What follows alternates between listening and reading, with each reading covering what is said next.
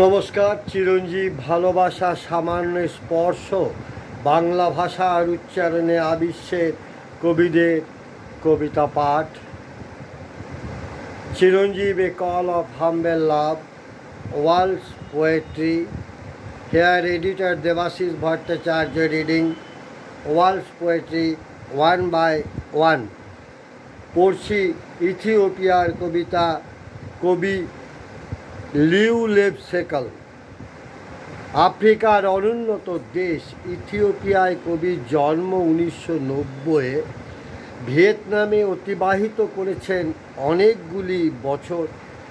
রত্নেল বিশ্ববিদ্যালয় 2014-তে কবিকে সম্মানিত করেছে সেরা আফ্রিকান পোয়েট্রি পুরস্কার দিয়ে। পড়ছি তার একটি কবিতা, বিশিষ্ট কবি অনুবাদক সাইফ ফাতেউর রহমানের অনুবাদে।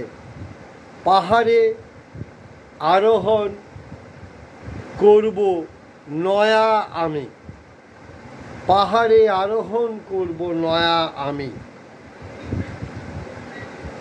পাহাড়ে আরোহণ করব নয়া আমি, নিয়ত ভেসে চলা মেঘেদের স্পর্শ করতে, নিয়ত হাস্যমান রংধনুকে বিচলিত করতে এগিয়ে যাব না আমি। আরোহণ করতে চাইব যখন আমি প্রকৃতই টেকলে হেমানটের ডানায় আরোহণ করতে পারব, কিংবা জেকবের সিঁড়ির ডাইনে আরোহণ করব না পাহাড়ে।